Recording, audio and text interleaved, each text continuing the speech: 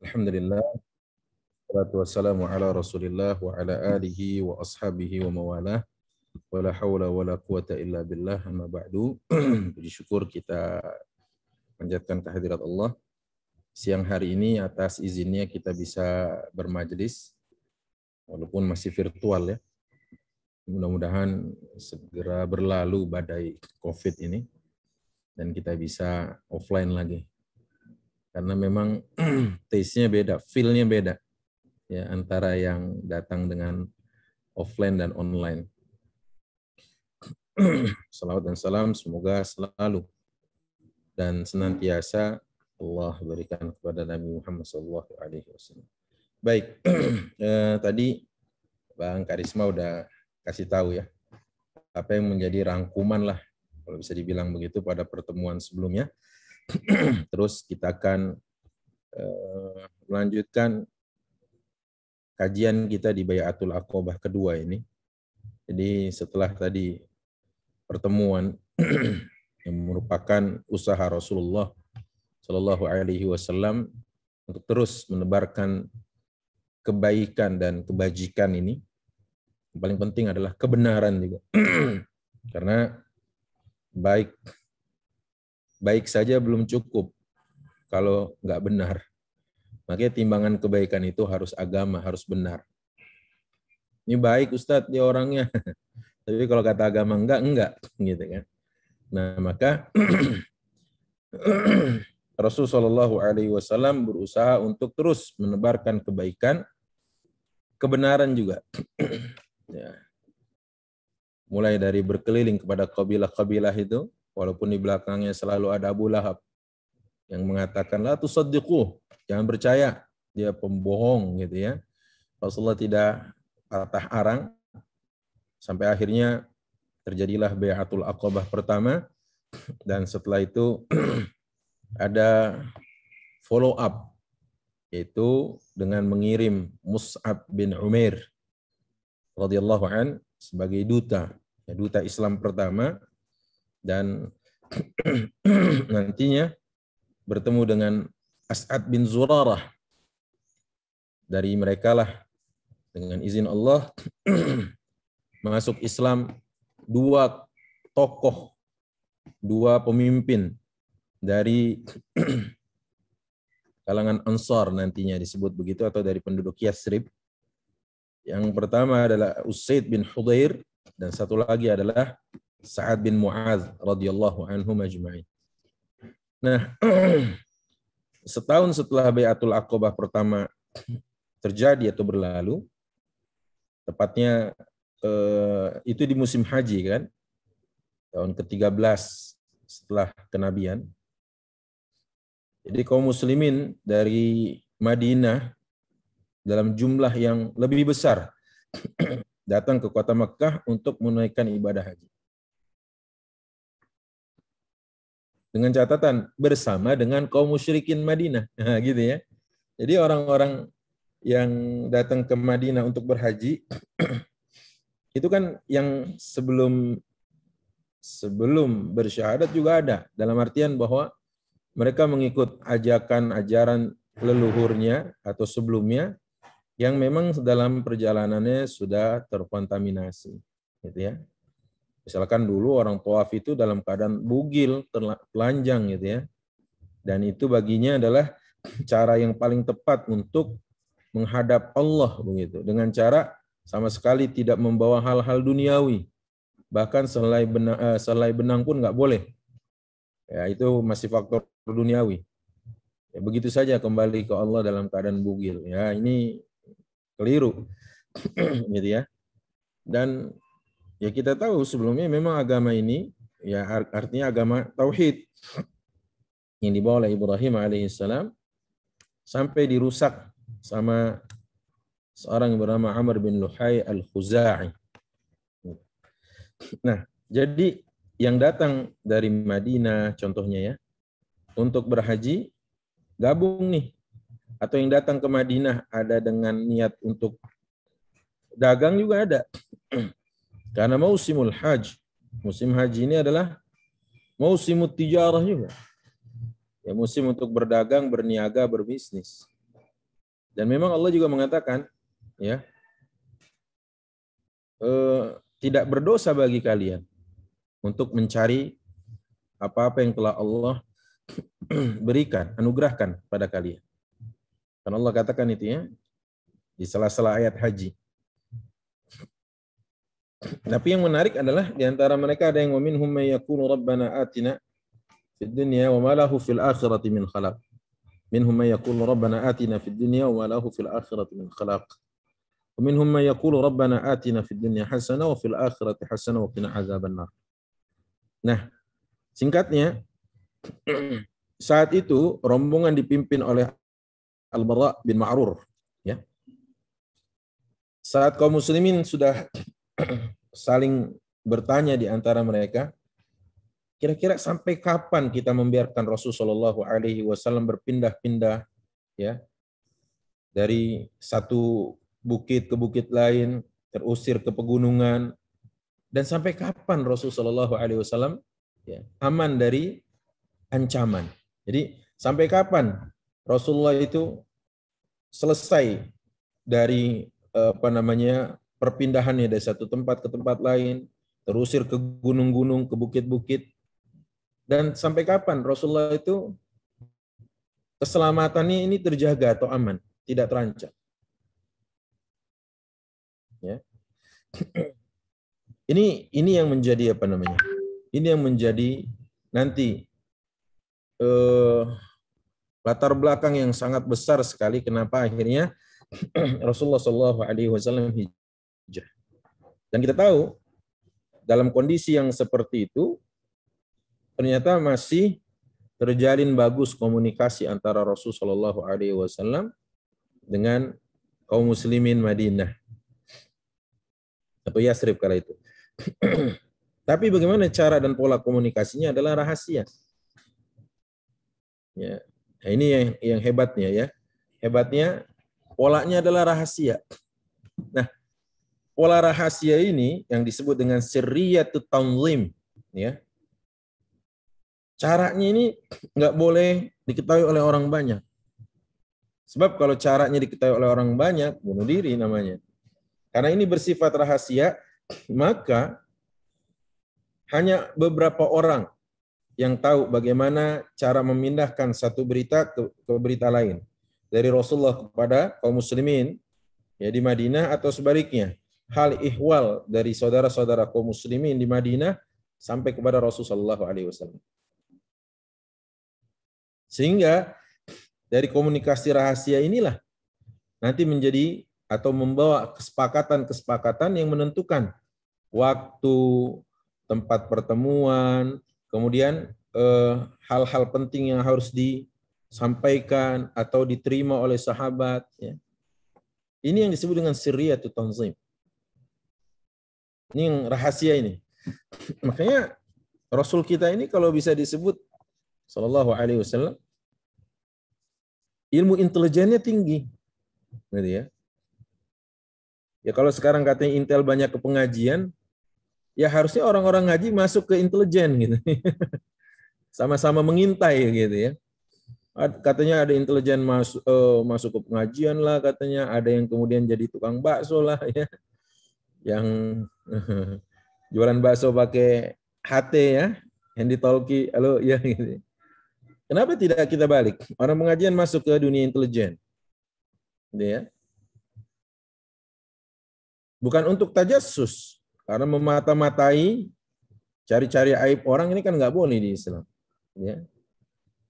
Nah, ini yang kita ingin biar nanti yang masuk ke intelijen itu melakukan perannya sebagai kontra intelijen begitu. Maksudnya ada aksi intelijen yang dilakukan oleh pihak-pihak yang tidak suka, baik itu kepada keutuhan Negara Kesatuan Republik Indonesia atau kepada barisan kaum muslimin, maka bisa dilakukan yaitu dengan cara kontra intelijen contohnya. Gitu ya. Ini penting, Rasul kita ini expert, hampir bisa kita katakan Rasul kita ini expert ya. Dalam hal urusan perang, strateginya, kemudian dalam hal intelijennya. Gitu.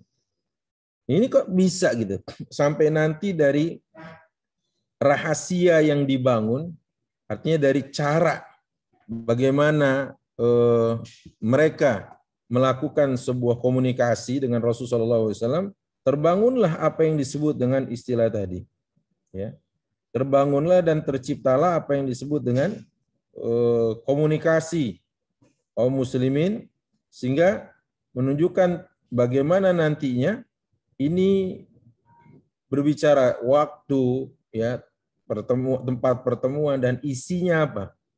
Kalau sekarang, maaf, sudah ada handphone dengan segala aplikasinya, mudah untuk melakukan komunikasi. Itu pun masih sulit kita untuk berkomitmen, ya kan? Kita sulit komitmen. Kita harus sepakat nih, hari Senin contohnya, molor lagi Selasa ya, molor lagi Rabu. Udah oke Rabu, molor lagi Kamis contohnya gitu. Dulu bagaimana hebatnya itu.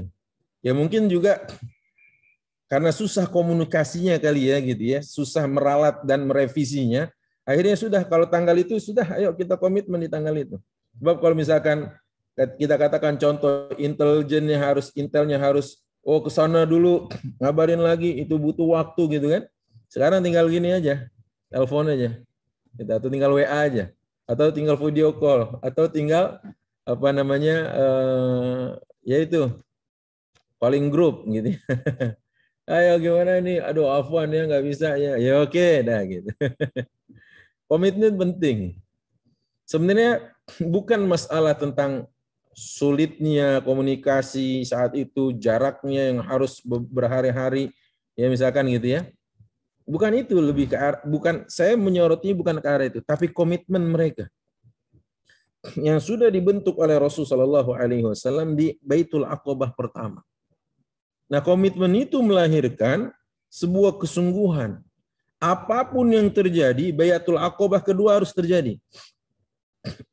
Itulah makanya judul kajian kita hari ini itu ya, bagaimana ini bukan cuma sekedar hal yang berkaitan dengan perjanjian, bukan. Ini bukan cuma sekedar bab perjanjian, enggak.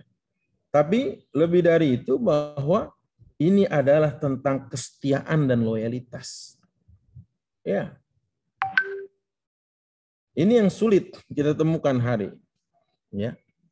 Orang-orang yang setia memegang janjinya dan orang-orang yang loyal terhadap isi perjanjian yang telah disepakatinya. Gitu kan?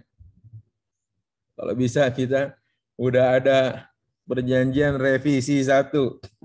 Revisi 1 sudah, revisi 2. Sudah ada revisi 2, revisi 4, revisi 10 malah.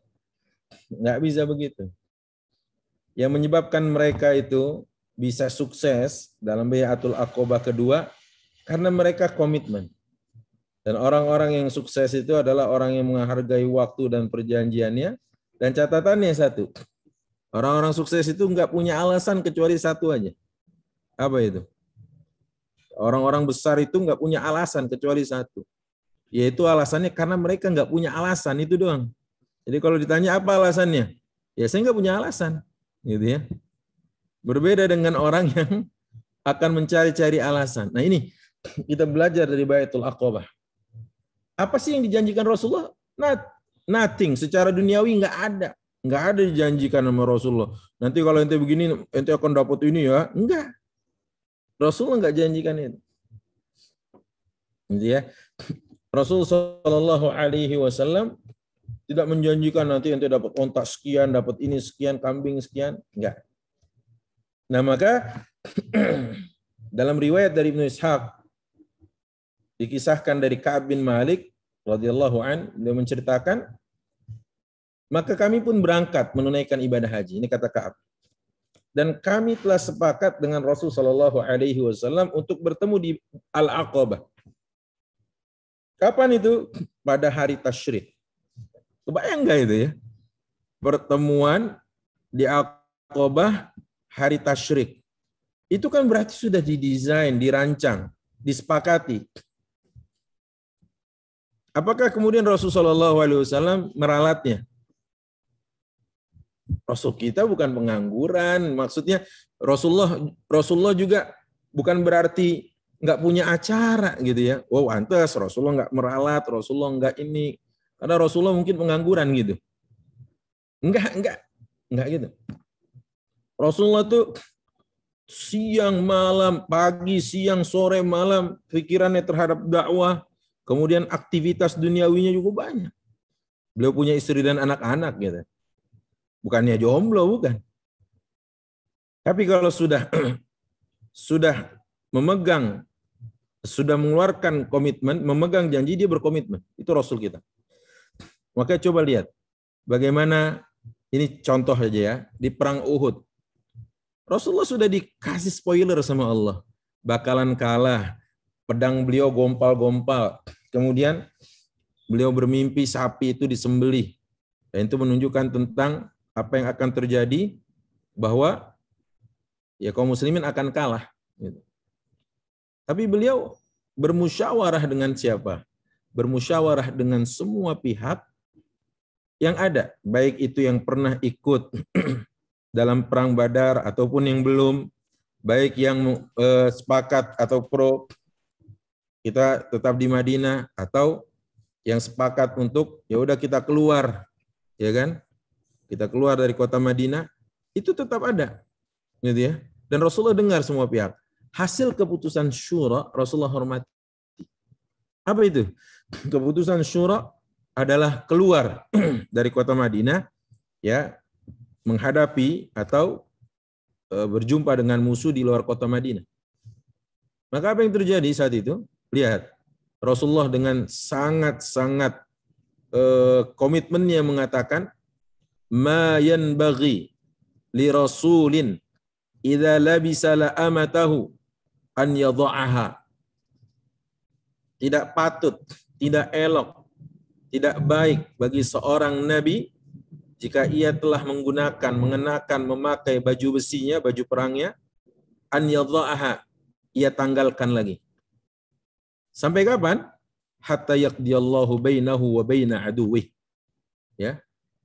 Sampai Allah putuskan kemenangan itu ada pada dirinya atau ada pada pihak musuh. Coba, itu komitmen namanya. Makanya Rasulullah itu bukan pengangguran gitu loh. Yang dipikir oleh kita, ya mungkin ya Rasulullah ya bisa kapan aja lah berjanji atau mengadakan pertemuan. Enggak. Rasulullah bukan seperti itu juga. Rasul Shallallahu Alaihi Wasallam adalah orang yang sibuk, ya. Sibuknya bukan cuma urusan badan. Ada orang sibuk badan tapi pikirannya di mana? Rasulullah sibuk urusan badan, tapi Rasulullah juga sibuk urusan pikiran. Rasulullah sibuk juga, ya, tentang urusan hati.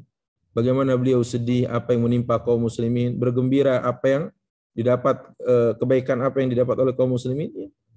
Rasulullah memikirkan bagaimana ini biar kaumnya atau biar umatnya gitu tepatnya untuk tidak terzolimi. Bagaimana dakwah ini diterima oleh khalayak ramai. Itu Rasulullah SAW. Gitu ya. Maka Allah katakan tidak berlebihan tatkala Allah mengatakan laqad ja'akum rasulun min anfusikum azizun 'alaihi ma 'anittum harisun 'alaikum bil mu'minina raufur rahim. Jadi datang kepada kalian seorang rasul yang azizun 'alaihi ma 'anittum. Dadanya itu sempit kalau ada berita tidak baik, berita tidak nyaman, musibah menimpa kaumnya, menimpa umatnya. Tapi harisun 'alaikum, tapi sangat bergembira, sangat bersemangat sekali kalau beliau mendengar umatnya mendapatkan kebaikan atau beliau semangat sekali untuk menyampaikan kebaikan. Bil mu'minina raufur rahim, kepada orang-orang beriman mereka atau beliau kepada orang-orang beriman itu rauf, ya, berlemah lembut dan berkasih sayang. Itu ya. Nah, baik. Kemudian ketika usai melaksanakan ibadah haji, ya, setelah selesai ini, dan malam itu adalah malam yang telah disepakati bertemu dengan Rasulullah Shallallahu Alaihi Wasallam. Malam itu kami tidur bersama rombongan di perkemahan. Jadi di kemah kami tidur. Ini kata Ka'ab bin Malik. Ketika berlalu sepertiga malam, Kami keluar dengan jalan kaki menuju tempat perjanjian yang sudah kami sepakati bersama Rasulullah SAW. Coba lihat, orang beriman segitu, jam segitu lagi nyala matanya. Ya kan? Orang beriman lagi nyala hatinya. Karena itu waktunya nge-charge gitu loh. Charging. Lagi di-charge itu. Dan itu kata Allah Subhanahu wa taala, "Wa minal laili fatahajjad bihi nafilatan lak asa an yab'atsaka rabbuka maqaman mahmuda." Ya, emang itu waktunya orang beriman itu berdekat-dekat dengan Allah. Makanya orang-orang munafikin, orang-orang kufar nggak tahu kalau ada pergerakan di jam segitu. Waktu malam, sepertiga malam terakhir itu waktu istimewa buat orang-orang yang merindukan Allah Subhanahu wa taala. Makanya Allah sampai menggunakan kalimat tatajafa junubuhum 'anil madaji'. Lambung mereka jauh dari kasur, dari tempat tidur. Kenapa? Karena mereka tahu itu special time gitu, waktu yang spesial. Ya. Keluarlah mereka ke Aqabah, ya. Keluar juga dalam keadaan mengendap-endap. Gitu ya. Sampai akhirnya berkumpul di Syi'b, ya, celah antara dua bukit dekat Aqabah Syi'b itu. Dan saat itu jumlah laki-lakinya ada 73 dan ada 2 orang wanita. Yang pertama adalah Nusaybah. Nusaybah ini Nusaybah anak Ka'ab, Nusaybah bintu Ka'ab, dan satu lagi adalah Ummu Ammarah atau maaf dikenal dengan Ummu Ammarah ya, Nusaybah itu, dan satu lagi adalah Asma binti Amr yang dikenal dengan Ummu Mania. Jadi 2 perempuan dalam peristiwa besar ini. Jadi nggak bisa juga kita katakan perempuan itu lemah. Buktinya ada contoh perempuan-perempuan hebat yang keluar di tengah malam ya menuju Allah, menuju Rasulnya. Di antara banyaknya laki-laki 73 orang. Kami kumpul nunggu Rasulullah SAW datang bersama pamannya, ya. Al-Abbas bin Abdul Muttalib. Ini juga pelajaran nih. Mereka sudah lebih dulu kumpul sebelum Rasul datang, gitu ya. Pelajaran. Kenapa? Ini adab. Ini adab. Jangan sampai malah Rasulullah nunggu, gitu ya. Rasulullah yang nungguin, gitu. Ya bagi Rasulullah itu bentuk kepedulian, perhatian. Tapi sebagai adab kita lihat dari sini, sahabat nggak mau itu terjadi. Sahabat tidak menginginkan bahwa Rasulullah menunggu. Yang ada adalah mereka yang menunggu dan menanti Rasulullah SAW. Nah, ini berlakukan juga di majelis ilmu. Kita yang nunggu, ustazahnya kita yang nunggu, ustadznya kita yang nunggu, ya, pematerinya kita yang nunggu gitu. Nah, setelah berkumpul di situ, padahal kala itu Al-Abbas masih mengikuti ajaran atau kepercayaan kaumnya di Mekah. Hanya memang dia ingin ikut mengawal keponakannya, yaitu Rasulullah SAW, dan ingin memastikan keselamatannya. Ketika Rasulullah duduk, ya, yang pertama kali berbicara justru pamannya. Coba lihat, Al-Abbas. Jadi paman Rasulullah sebenarnya kan ada ya terbagi-bagi lah kubunya ya. Pada saat Rasulullah SAW kumpulkan ya ammi fulan ya ammati ya khali ya khalat, dikumpulkan oleh beliau SAW, ya, inilakum nadhirun baina yaday sa'ah. Saya ini adalah pembawa kabar peringatan kepada kalian semua sebelum hari berbangkit. Gitu kan? Yang sampai akhirnya terjadi ketegangan antara Abu Lahab dengan Abu Talib. Gitu ya.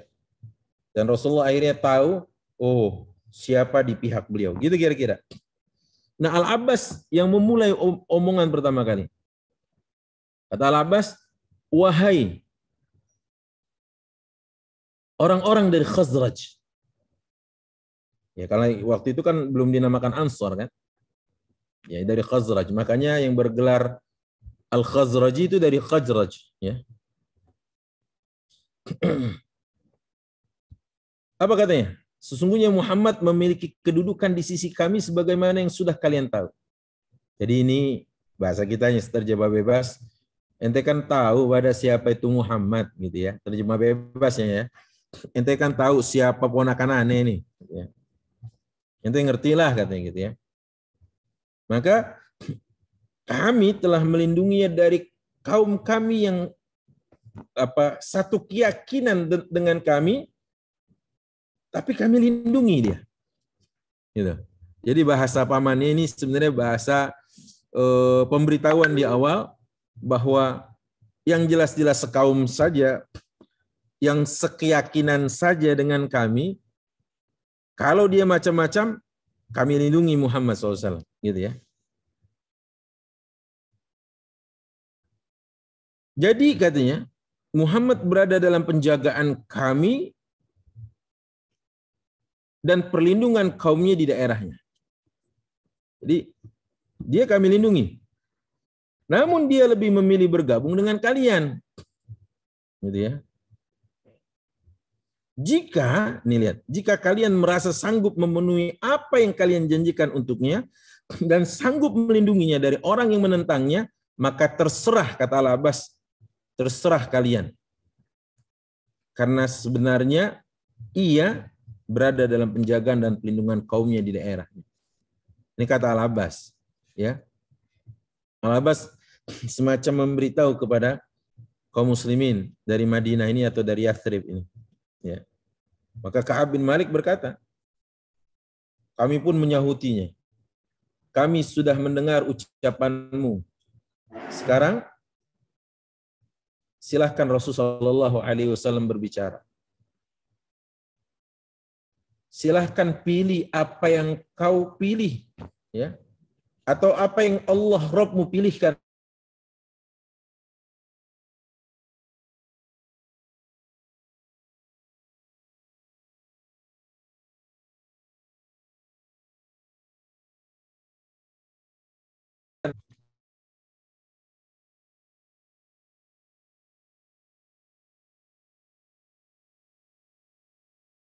Dan Rasulullah SAW setelah membacakan Quran, memberitahu tentang agama Islam ini, dan Rasulullah SAW juga memotivasi, memberikan semangat, dorongan untuk masuk Islam, dan berpegang sungguh-sungguh dan berpegang teguh dengan ajaran Islam. Kemudian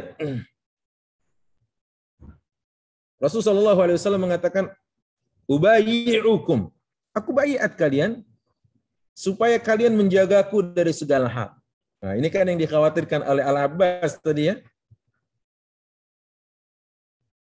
Rasulullah tekankan ubayyi'ukum itu. Saya baiat kalian. Nah, di sini memang ada ucapannya nih ya. Nanti kita baca. Tubayyi'uni 'ala as-sam'i wat-tha'ah fi an-nasyati wal-kasal wan-nafaqah fil 'usri wal-yusr. وعلى الأمر بالمعروف والنهي عن المنكر وأن تقولوا في الله لا تخافون في الله لومة لائم وعلى أن تنصروني فمتعوني إذا قدمت عليكم مما تمنعون منه أنفسكم وأزواجكم وأبناءكم ولكم الجنة.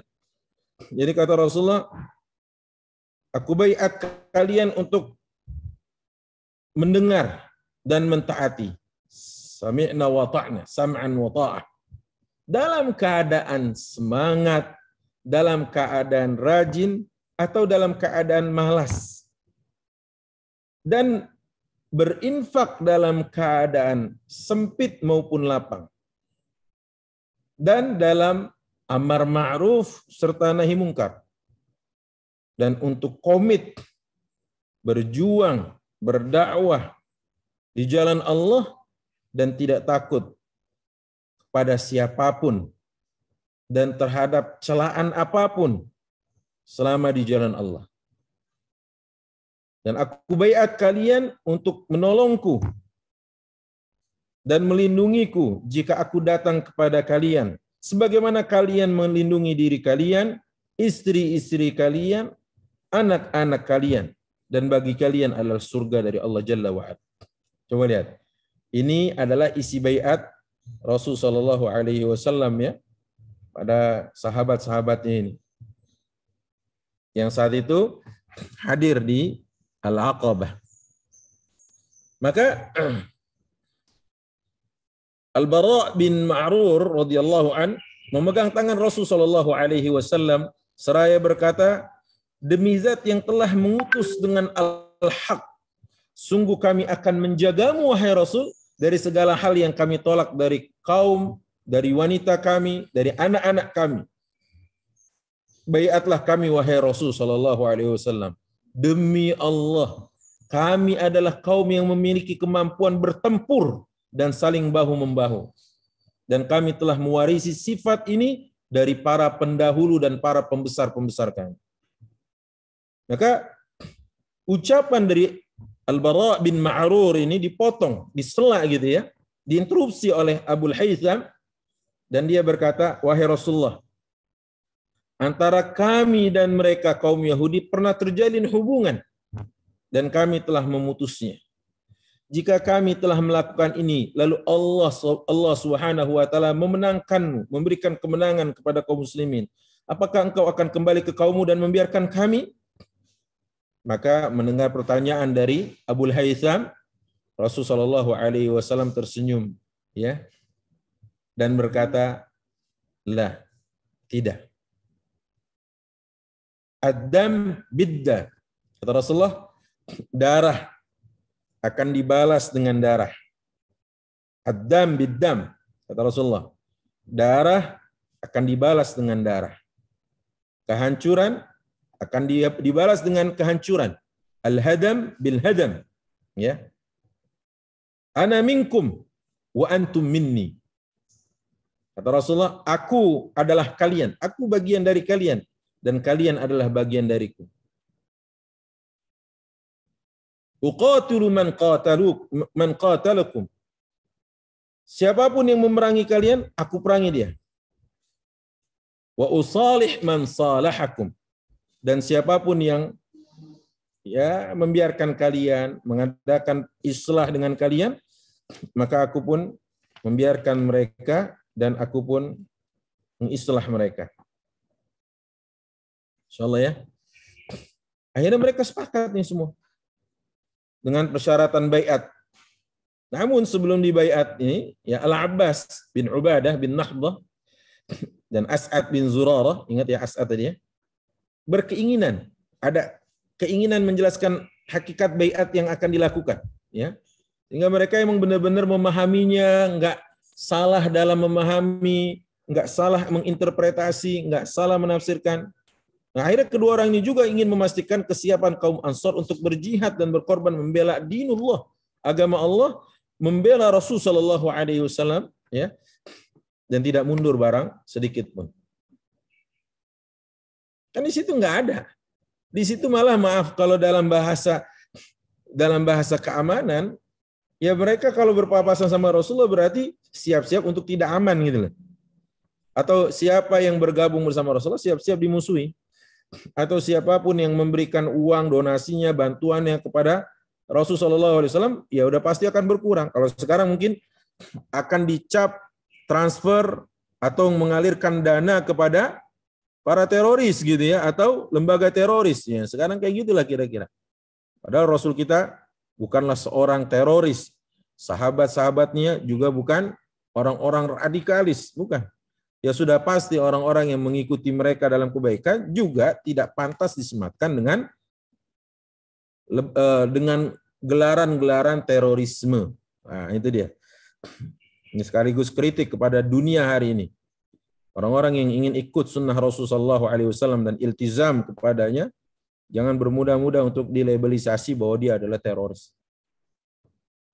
Nah kemudian setelah keduanya menjelaskan tadi itu, ya, tentang hakikat dan konsekuensinya kepada kalangan Ansar, ya, waktu itu belum disebut Ansar juga kan, mereka kini tahu bahwasanya kaum Ansar benar-benar sudah siap. Maka akhirnya baiat juga akhirnya dilaksanakan, dimulai. As'ad bin Zurarah radhiyallahu an menjabat tangan Rasul Shallallahu Alaihi Wasallam untuk berbaiat. Lalu diikuti yang lain satu persatu, ya. Dan ini adalah cara pembaiatan, gitu ya. Ini pembaiatan seperti itu dulu. Ya, artinya sumpah setia lah kalau sekarang itu. Sumpah setia. Ada sumpah prajurit, ada sumpah dokter, ada sumpah ini gitu ya. Tapi tidak ada sumpah yang lebih kuat daripada sumpah yang melibatkan nama Allah Jalla wa'ala. Makanya termasuk pernikahan juga dikatakan wa akhadna minkum mitsaqan ghalidha. Istri-istri kalian itu telah mengambil sumpah dari kalian atas nama Allah dengan sebuah perjanjian tali ikat yang kuat. Maka itu udah mengambil sumpah itu, ya kan? Itu bahasa Al-Qur'an. Wa akhadna minkum mitsaqan ghalidha. Baik, dan akhirnya pada saat itu semua laki-laki sudah menjabat tangan semua, tinggal yang perempuan, 2 orang ini tadi, ya. Kalau masih ingat tadi di atas ada 2 wanita atau 2 perempuan yang ikut serta dalam pembaiatan. Dan bagaimana cara Rasulullah SAW membaiat Nusaybah binti Ka'ab atau Ummu Ammarah dan Asma binti Amr bin Adi yaitu Ummu Mani. Bagaimana cara Rasulullah membaiat mereka? Ya, proses pembaiatan perempuan ini ya disebutkan oleh Ibnu Ishaq. Ada yang menyangka kedua wanita juga menjabat tangan Rasulullah. Padahal Rasulullah SAW tidak pernah menjabat tangan dengan wanita yang bukan mahramnya. Ya. Dalam baiat ini Rasulullah SAW mengambil perjanjian jika kaum wanita sudah menyepakatinya, ya maka Rasulullah SAW mengatakan kepada mereka, irji'na atau pergilah kalian sudah baiat. Jadi artinya nggak ada sentuhan, skin to skin. No touching skin to skin, nggak ada sentuhan antara kulit dengan kulit, tidak. Itu ya.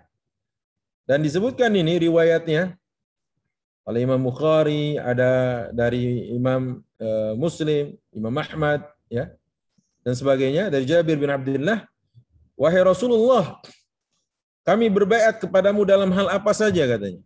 Maka Rasulullah SAW mengatakan, kalian berbaiat, ya tadi ya yang saya sebutkan di dalam riwayat yang saya bacakan dari kitab Sirah, ya, Ardul Waqa'i wal Ahdath, Sirah Nabawiyah, Ardul Waqa'i wal Ahdath, karya Profesor Dr. Ali As-Sallabi.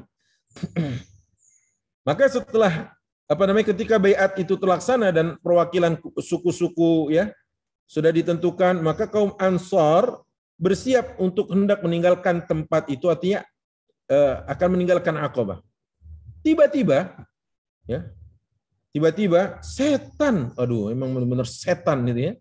Setan membuka dan menguak tabir pertemuan ini agar kaum musyrikin Makkah memiliki kesempatan untuk datang menangkapi kaum muslimin dan mereka disergap sebelum pada bubar gitu. Ini setan, makanya jangan pernah berteman dengan musuh abadi. Setan. Kalau dalam dunia politik katanya nggak ada kawan dan teman ya abadi sebagaimana nggak ada musuh dan lawan abadi. Maka kalau dalam dunia nyata jelas-jelas ada musuh abadi namanya syaitan. Fattakhidhuhu aduwa, kata Allah, jadikan mereka musuh yang nyata buat kalian. Inna syaitana kana lakum adu. Setan ini musuh yang nyata buat kita. Maka fattakhidhuhu aduwa. Jadikan dia musuh, jangan jadikan sahabat. Kadang-kadang kita habis ikut kajian, oh ya benar nih setan nih ya. Setan banget emang dia, ya. Udah jelas-jelas musuh. Keluar dari kajian, ngembat sendal. Ini kan auzubillah. Jadi temannya, bukan teman lagi, jadi saudaranya setan. Gitu ya. Maka di sini kita temukan tadi setan ternyata mencoba untuk membuka tabir itu. Membuka tabir itu kepada orang-orang musyrikin Makkah. Ya. Akhirnya setan berseru dengan sangat lantang sekali, ya, memanggil dengan suara lantang, ya ahla Mina, wahai penduduk Mina. Ya. Tidakkah kalian merasa terhina dengan orang-orang murtad ini? Maksudnya kaum muslimin dibilang murtad. Dan framing media itu setan tugasnya. Memframing orang jujur dibilang bohong gitu ya. Orang bohong dibilang jujur, itu kerjaan setan itu dari dulu. Itu kerjaan setan. Makanya kalau ada orang yang senang dengan kerjaan itu pekerjaan setan, ya. Dia 11-12, bukan 11-12, 12-12 sama setan. Kenapa? Karena mereka memframing, lihat. Hai orang-orang, hai penduduk Mina, tidakkah kalian merasa terhina? Mereka orang-orang murtad ini, yang disebut murtad itu kan karena mereka dianggap keluar dari agama leluhur. Makanya waktu Umar bin Khattab radhiyallahu anhu warḍah mengumumkan keislamannya,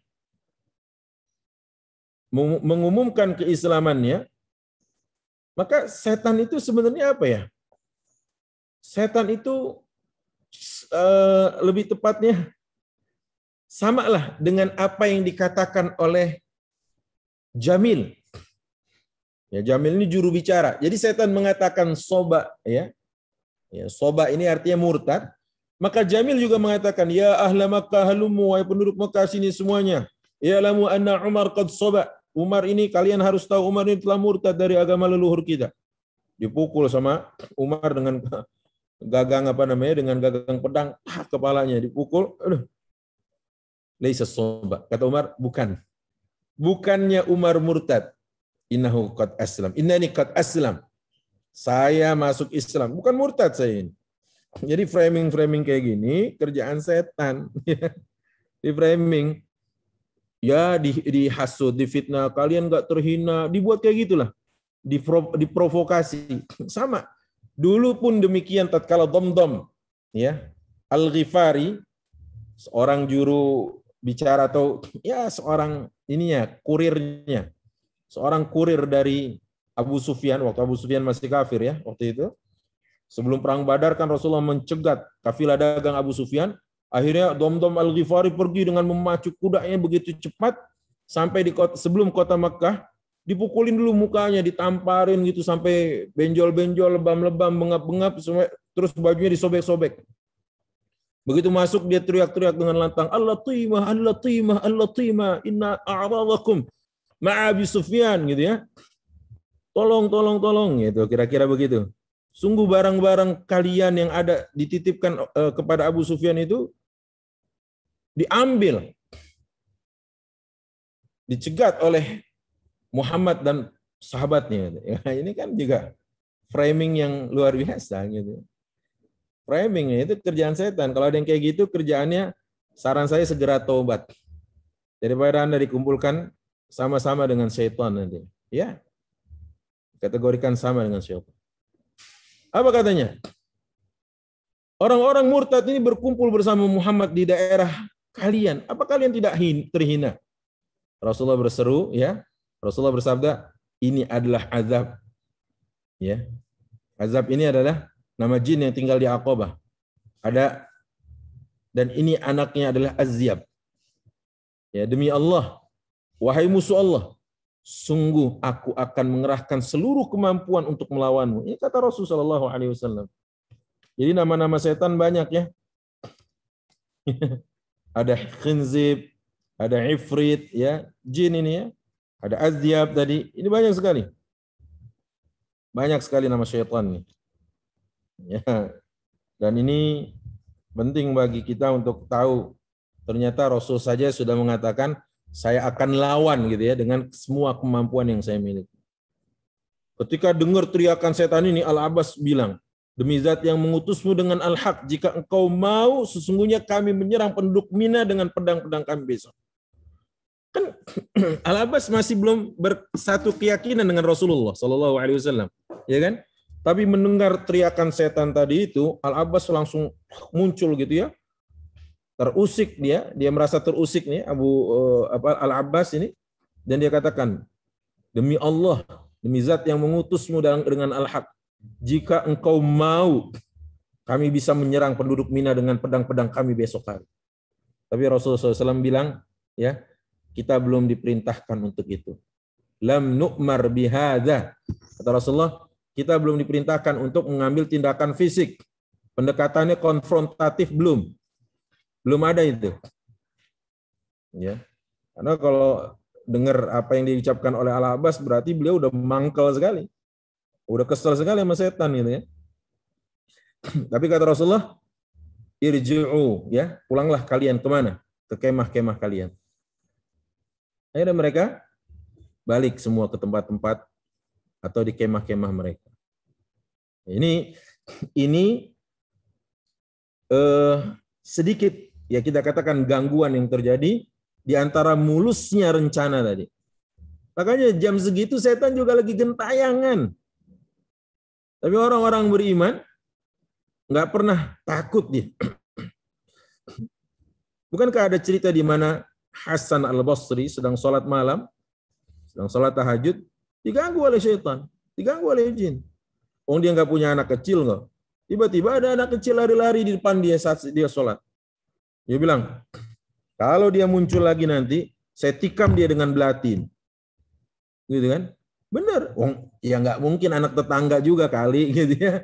Anak tetangga siapa tetangganya jam segitu ngayap malam dini hari. Anak tetangga mana? Dia nggak punya anak, ponakan bukan. Katanya kalau dia muncul lagi saya tikam. Dan benar ditikam dan itu adalah jin ya. Dan itu syaitan. Ini pelajaran nih bagi kita nih ya. Jam segitu setan lagi gentayangan. Baik yang masih tidur dikatakan subuh masih lama, tenang aja tidur aja dulu. Allah Maha tahu. Ya ente kerja seharian, buat anak istri, badan ente lemes, butuh istirahat. Ya. Ini bobokan, diembus-embuskan. Dah Allah juga ya Allah tahu. Ya jeripaya antum itu juga bernilai pahala gitu. Dia pokoknya dibisik-bisikin. Untuk yang sudah terbangun ya ntar masih bisa, ini masih jam berapa gitu kan. Untuk yang sudah sedang sholat bahkan diganggu kehusyuannya, layaknya siapa? Hasan al-Basri. Ini terjadi. Jadi tidak mulus-mulus juga gitu. Di situ aja ada Rasulullah diganggu, apalagi kita bukan Rasul. Kalau kemudian diganggu, ya udah ini banget, ya, udah pas banget juga gitu loh. Ya. Maka keesokan harinya, para pembesar Quraisy datang ke Madinah, ya tempat mereka ini tinggal semua. Datang ke Yathrib, waktu itu namanya masih Yathrib. Saat itu masih bercampur antara kaum muslimin dan kaum musyrikin ya. Orang pembesar menanyakan keberadaan berita baiat ini. Wah, ya kan gitu, dicari siapa yang ngumpul di sana. Siapa yang ngumpul di rumah Ahmad Ridwan? Gitu kalau sekarang. Siapa yang ngumpul? Siapa yang ketemu Ahmad Ridwan? Siapa yang datang ke pendopo? Gitu, kira-kira gitulah. Dicari-cari. Apa motif kalian? Apa aja yang terjadi di sana? Apa yang kalian lakukan? Wah, mau ditanya gitu. Jadi udah ada. Jadi kalau kita belajar sejarah, apa yang kita lihat hari ini, di dunia ini kita lihat terjadi ini itu, kita jadi muslim bukan muslim kagetan gitu loh. Udah ada. Sejarah itu kan nanti berulang. Tempat kejadian, pelaku kejadian, motif, latar belakang, boleh tidak sama. Tapi substansinya sama. Gitu. Kalau sekarang ada yang habis pengajian didatengin, habis ngapain kamu? Apa aja yang diajarkan? Coba tadi bukunya apa? Waduh, repot kan? Kita lihat, ya, mereka tanya semuanya ini, dan mereka coba mereka coba hembuskan juga kepada penduduk Madinah yang tidak ikut pada acara itu ya, untuk berhati-hati. Hati-hati nih. Ada kelompok-kelompok radikal, ya gitu lah. Ada pengikut orang gila gitu ya. Karena Rasulullah dikatakan gila oleh mereka. Ya.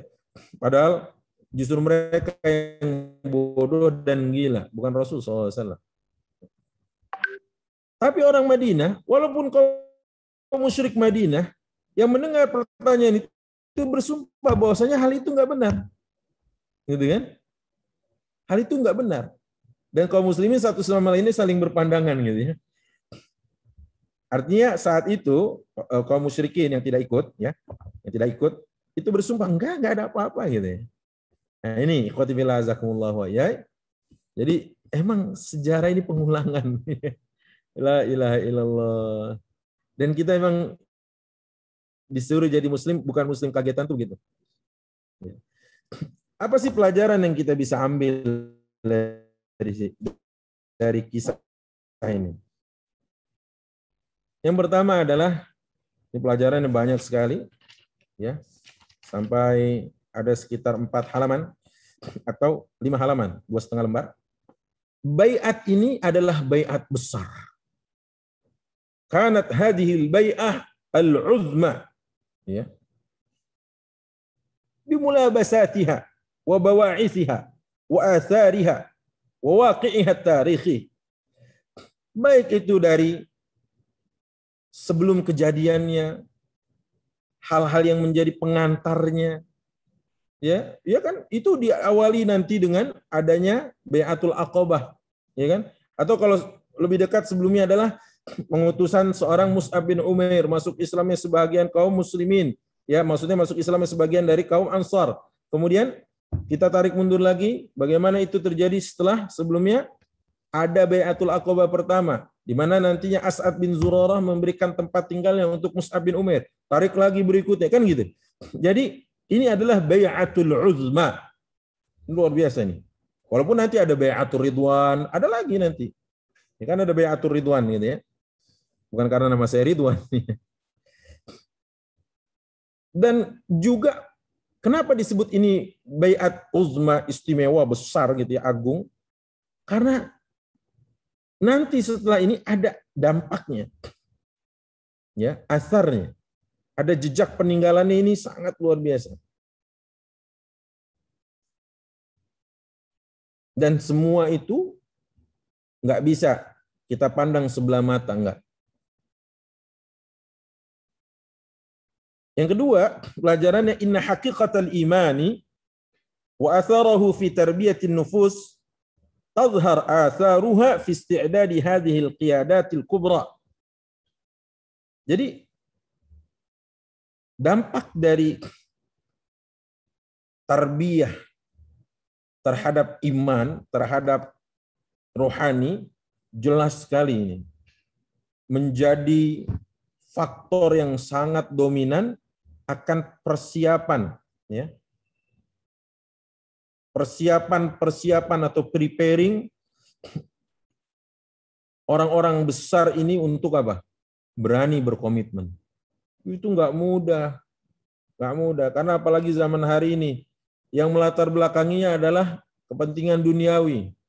Oke, saya masih sama Anda, bergabung sama Anda, saya mau siap sama Anda gini. Ya, kalau Anda masih ya bisa memberikan kepada saya. Jadi sekarang, atau bahkan ini di dunia dakwah sendirilah, katakan gitu. Pikirannya apa yang bisa saya dapat, bukan apa yang bisa saya berikan gitu loh. Bukan apa yang bisa saya persembahkan, bukan apa yang bisa saya sumbangsihkan. Iya. Tapi lebih kepada apa yang bisa saya dapat. Bukan apa yang bisa saya beri. Kan gitu ya. Ini penting buat kita. Ternyata modalnya adalah tadi disebut dengan tarbiyatun nufus. Jadi yang ditarbiyah itu bukan cuma sekedar jasmani, tapi ruhani yang paling penting. Karena banyak orang yang sehat secara jasmani, bugar fisiknya, tapi maaf, lemah mentalnya. Orang-orang yang seperti ini, ya, kuat naik gunung, ya, kuat pergi ke gunung, tapi lemah kakinya untuk hadir ke majelis. Lemah. Orang-orang seperti ini kuat atau siap menggelontorkan hartanya, mungkin miliaran rupiah, untuk mendapatkan tunggangan mewah versinya. Tapi menyerah saat diminta sedekah. Ini orang-orang kayak gini banyak, ya. Karena tidak ditarbiyah secara nufus. Makanya Allah katakan wa may yuqashuha nafsihi faulaika humul muflihun. Siapa orang yang terjaga, ya, dirawat oleh Allah, dipelihara untuk tidak terkena virus syuh. Apa itu virus syuh? Virus syuh ini lebih berbahaya daripada corona. Syuh ini artinya adalah bakhil, pelit, koret, medit, kikir, buntut gasir gitu ya. Ini istilah-istilahnya. Jadi orang yang dipelihara dari penyakit syuh ini, faulaika humul muflihun. Dia orang beruntung kata Allah Jalla wa Ala. Baik, yang ketiga, yazhar. Poin ketiga, pelajaran yang kita bisa ambil, yazhar takhtit al-azim fi bai'atil aqabah. Nampak gemilang sekali strategi yang dilakukan Rasul Shallallahu Alaihi Wasallam dalam Bai'atul Aqabah kedua, di mana zuruf ini keadaan yang tidak mudah bagi para sahabat, baik itu dari segi waktu, itu waktu jam segitu dinginnya, Allahu Akbar, ya, maupun dari segi cuaca ya ekstrim. Padang pasir itu ekstrim. Waktunya juga tempatnya. Oke Ustaz, kita mau ada pertemuan atau kita mau ada kajian, tapi sebelum itu mau ada sholat qiyamul lail berjamaah. Tempatnya di mana, akhi? Di hotel Ustaz, di ballroom. Nyaman itu. Nyaman sekali. Ya. Tapi kalau ada yang kemudian bilang ini Ustaz, tempatnya di mana? Di hutan Ustaz. Itu ya. Di hutan Ustaz. Ini dia. Ngeri-ngeri sedap. Nah, kemudian pelajaran apa yang bisa kita ambil di sini? Selanjutnya adalah bagaimana Rasul Shallallahu Alaihi Wasallam berhasil membuat mereka memiliki responsibility yang sangat tinggi, responsif. Sur'an mastajaba, ya, cepat sekali meresponnya. Jadi nggak perlu pakai di apa ya? Kalau bahasa emak saya, bahasa babe, Allah yarham ya babe. Jadi ilmunya itu jangan ilmu pahat, digetok dulu baru jalan, getok lagi, lama-lama yang getok yang capek. Karena nggak ada kesadaran, nggak ada istijabah. Orang kalau sudah bersama ya, orang kalau sudah bersama tahu kita ini lagi garap apa, ngerjain apa, itu ruhul istijabahnya harus sudah main gitu. Main tuh maksudnya gini, nggak perlu lagi digetokin mulu. Iya paku kali digetokin mulu. Masa kita digetok mulu? Pahat kan ilmunya gitu. Kalau nggak digetok nggak berfungsi. Maka kata babe jangan kayak ilmu pahat, digetok dulu baru jalan, getok dulu baru jalan. Nggak akan ada kesadaran. Orang seperti ini dimanapun dia, kalau prinsipnya masih begitu dan dia tidak berubah, nggak akan pernah bisa maju. Sebagaimana pahat nggak akan bisa berfungsi, nggak akan bisa bergerak kalau metodenya dipahat terus, dipantek terus baru. Saya katakan demikian. Gitu ya. Makanya keberhasilan Rasul adalah sur'an mastajab. Bahkan qaidul ansar duna taraddud ini ya. Qaidul ansar ini pemimpin ansar yang tidak ada keraguan untuk langsung merespon, yaitu Al-Bara bin Ma'rur. Walladzi ba'atsaka bil haqq, tadi ucapan beliau. Lanamna'annaka mimma namna' minhu azrana. Jadi kami akan jaga engkau wahai Rasulullah. Kami lindungi engkau sebagaimana kami melindungi diri kami. Dan kami akan berbaiat kepadamu. Itu kan respon namanya. Bukan malah nunggu dulu atau nunduk-nunduk dulu. Kita lihat yang lain respon apa enggak. Ya, enggak gitu. Kalau untuk kebaikan Allah katakan, wasari'u ila maghfiratin min rabbikum wa jannah. Kalau untuk kebaikan, wa fi dzalika falyatanafasil mutanafisun. Kalau untuk kebaikan, fas'au ila dzikrillahi wa dzarul bai'. Untuk kebaikan. Tapi untuk dunia sekedarnya aja. Allah katakan, famshu fi manakibiha wa kulu mir rizqih. Kalau untuk dunia ini udah Allah tundukkan, ya. Berjalanlah kalian menjemput rizkinya. Jadi kecepatan untuk dunia cukup dengan kecepatan orang jalan aja. Tapi kecepatan untuk sholat, kecepatan orang berjalan cepat. Fas'au. Sa'i itu berjalan cepat. Kecepatan untuk ampunan, untuk jannahnya Allah, berlari, berlomba.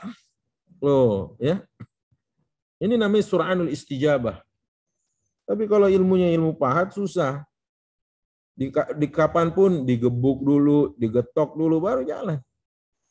Ya maaf, kalau yang biasa dipecut dulu baru jalan, setahu saya kerbau gitu loh.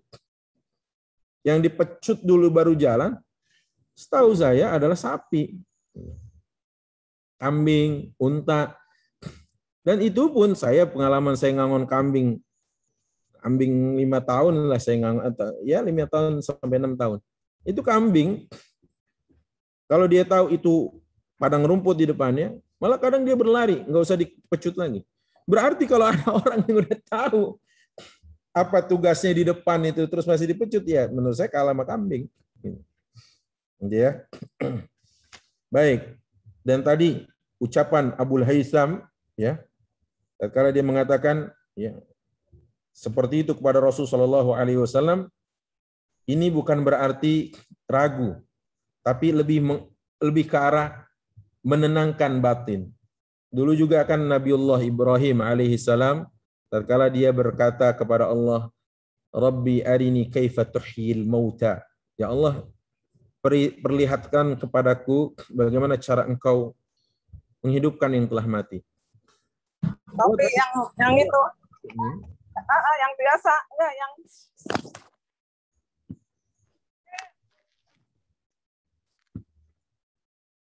Baik, pada ada iklan dari Bu Siti, ya.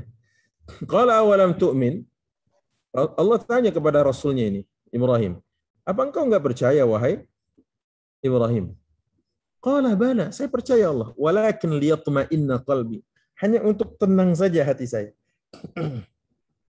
Sama ini pun juga ditanyakan, ya Rasulullah, kalau seandainya gitu kan, begini dan begitu, apakah engkau akan lari meninggalkan kami? Itu pertanyaan Abul Haitham.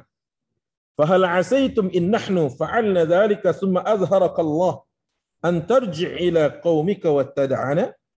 Apakah kalau nanti Allah memberikan kemenangan kepadamu dan engkau akan kembali kepada kaummu dan kami ditinggalkan? Lihat, apa kata Rasulullah?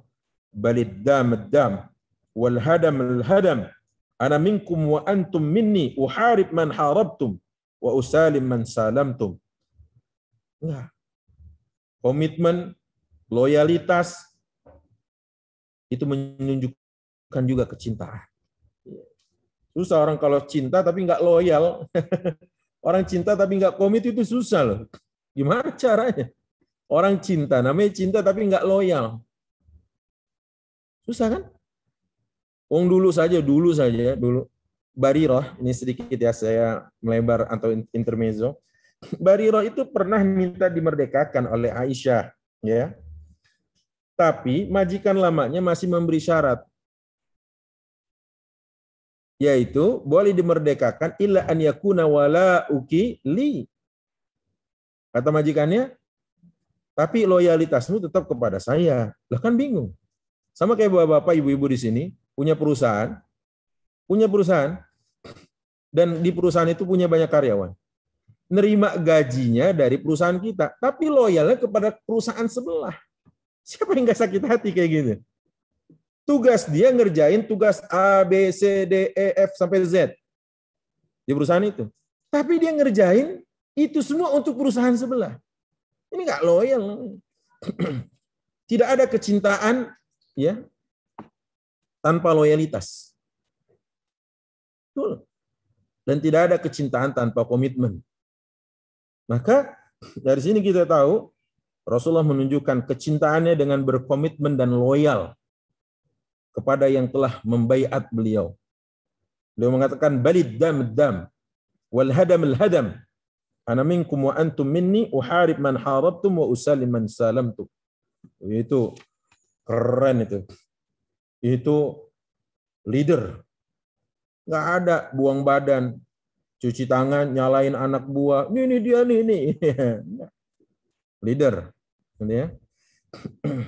Dan ini juga menunjukkan, ya, tentang loyalitas Rasulullah. loyalitas Rasulullah SAW.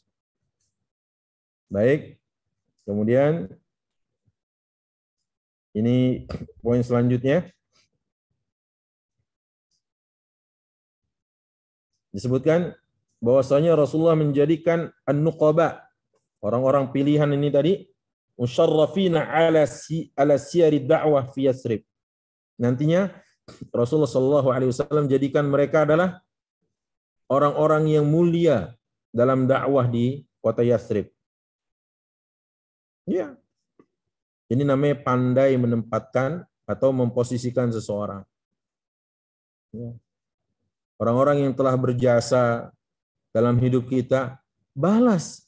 Dan ini ajaran Rasulullah. Man sana'a lakum ma'rufan fakafi'uh. Barang siapa yang telah berbuat, seseorang berbuat baik kepada kalian, balas, kata Rasulullah. Fa in lam tastati'u, kalau kalian enggak mampu membalasnya, fad'u lahu. Doakan orang. Doakan. Hatta sampai kapan? Hatta zanantum annakum qad kafa'tumuhu. Doakan kebaikan orang itu sampai kalian menganggap rasanya sudah mampu membalas kebaikan. Masya Allah. Jangan air susu dibalas dengan air tuba. Jangan. Karena orang yang besar itu adalah orang yang mampu berterima kasih kepada manusia dan bersyukur kepada Allah. Man lam yashkurin nas, lam yashkurillah. Orang kalau nggak bisa pandai berterima kasih kepada manusia yang telah berbuat baik kepadanya, dipastikan dia tidak akan pernah bisa bersyukur kepada Allah. Wa man lam yashkuril qalil, lam yashkuril katsir. Dan orang yang tidak pernah bisa berterima kasih, mensyukuri yang sedikit, demi Allah. Summa wallahi, kemudian demi Allah, dia nggak akan pernah bisa mensyukuri yang banyak. Yang sedikit aja nggak bersyukur, apalagi yang banyak. Ya, ini kata Rasul, bukan kata Ahmad Ridwan. Kemudian apa lagi? Ya, Rasul Shallallahu Alaihi Wasallam tahu bagaimana berinteraksi kepada laki-laki kaum muslimin dan bagaimana kepada akhwat, ya, bagaimana kepada muslimat. Ini Rasulullah Shallallahu Alaihi Wasallam melakukan itu, ya, dan mengajarkan sekaligus, ya, walaupun secara spesifik ayat tentang apa namanya atau tentang etika bersalaman apa sependek yang saya tahu belum keluar, ya, tentang itu. Tapi ternyata Rasulullah SAW sudah tunjukkan, ya, sudah tunjukkan itu. Dan ini penting kita tahu karena ini baiat mengatasnamakan Allah. Maka dijaga prosesnya, ya, sebelum, saat, dan setelah. Wallahu ta'ala a'lam bidzalik, ya. Sampai berjumpa lagi kita pada hijrah Rasul sallallahu alaihi wasallam ke Madinah. Saya kembalikan ke Bang Karisma jika ada yang mau didiskusikan pada kesempatan siang jelang sore hari ini. Wallahu a'lam bishawab. Barakallahu fikum. Jazakallahu khair Ustaz atas pemaparannya. Mungkin karena waktunya juga sudah agak sore ini mau menjelang asar, saya ada pertanyaan sedikit Ustaz nih, titipan pertanyaan dari salah satu jamaah. Pertanyaannya gini Ustaz, metode baiat itu adalah salah satu metode di mana kita menunjukkan kesetiaan atau janji untuk taat kepada pemimpin. Lalu mohon dijelaskan apakah semua baiat itu diperbolehkan atau ada baiat yang terlarang? Jika ada baiat yang terlarang dan sampai di manakah ketaatan kita harus berikan kepada orang yang kita baiat atau pemimpin yang kita baiat? Itu Ustaz. Ya baik. Pertama tentang pemimpin ini, sebelum jauh kita bicara tentang as-sam' wa ta'ah, mendengar dan mentaati, dan kita berbaiat, gitu ya. Kita tahrir mahallun niza' dulu. Kita posisikan dulu siapa yang dimaksud pemimpin, gitu loh. Atau siapa yang dimaksud ulil amri. Karena ulil amri di antara maknanya yang sahih adalah al-ulama. Ulama. Ya. Dan itu juga disebutkan oleh Imam Ibnu Abbas radhiyallahu anhuma wa ardahuma. Yang pertama. Kedua, kalau bermakna semua pemimpin itu berarti berbaiat seperti kisah tadi, maka pemimpin yang pantas dalam kategori pertama, dan yang kedua, isi baiatnya tidak dalam rangka maksiat. Karena kalau kita lihat dan cermati dari baiat pertama dan akobah kedua ini, nggak ada isinya maksiat. Karena la ta'ata li makhluqin fi ma'siyatil khaliq. Tidak boleh taat kepada makhluk dalam bermaksiat kepada khaliq. Dan saya ada kajian saya tentang ini. Silakan dicek waktu itu kalau nggak salah masih sama teman-teman BNI Syariah ya. Sekarang sudah tidak ada ya, sudah jadi BSI ya, sudah bergabung. Yang ketiga sebagaimana imam dalam sholat dia berpotensi untuk batal, maka sholat itu menjadi miniatur kita bermasyarakat yang lebih luas. Iya kali sholat udah kentut imamnya, bahkan mohon maaf ya kalau bahasa Betawi udah cepirit lagi ya gitu ya, udah bukan cuma kentut gitu. Wah ini masih udah aneh kan imam harus taat aja. Kalau aneh si Ahmad Ridwan nggak mau kayak gitu.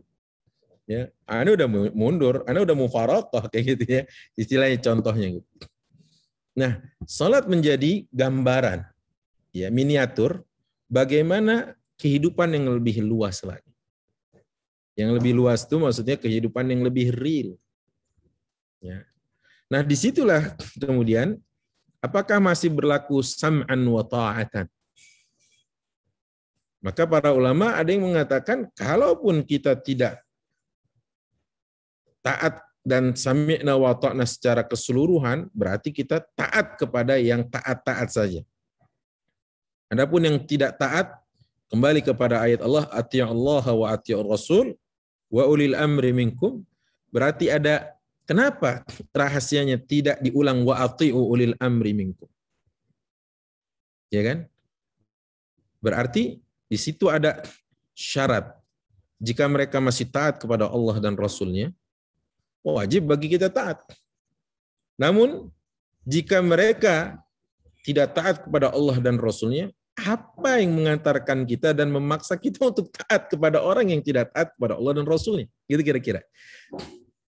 Kenapa? Wong Allah dan Rasulnya saja mereka tidak jadikan, tidak mereka persembahkan ketaatan kepada Allah dan Rasulnya. Lantas kita dipaksa untuk taat kepada makhluk yang tidak taat kepada Khalik. Nah, ini agak aneh sebenarnya. Ya, cara berpikirnya kalau kayak gitu berarti agak aneh.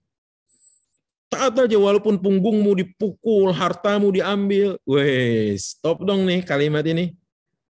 Tapi giliran dikenakan pajak, ngeluh. Ya, gimana sih katanya tadi taat aja walaupun punggungmu dipukul. Ya, wa in daraba zahraka wa akhadha malak.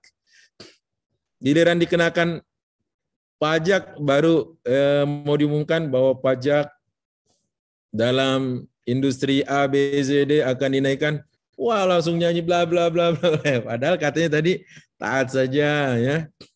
Taat saja walaupun hartamu diambil. Nah, gitulah kira-kira, Bang. Jadi pembahasan ini agak panjang ya, tapi Anda jawabnya poin-poinnya saja. Dan kalau mau lebih panjang lebar tadi kajian Anda silakan search di YouTube. Ada sekitar 1 jam terkait dengan itu. Barakallahu fikum. Jazakallahu khair, Ustaz. Oh, iya, Mungkin satu lagi boleh, Ustaz? Boleh dong. Ini ada pertanyaan lagi dari jamaah.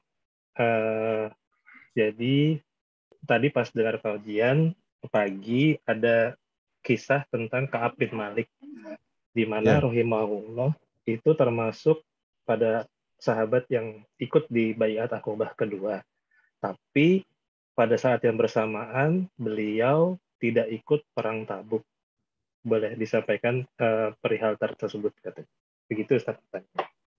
Perihal apa nih? Perihal yang perang Tabuk atau perihal apa? Iya, maksudnya beliau kan sudah pada saat baiat itu sudah mengikatkan janji kepada Rasulullah.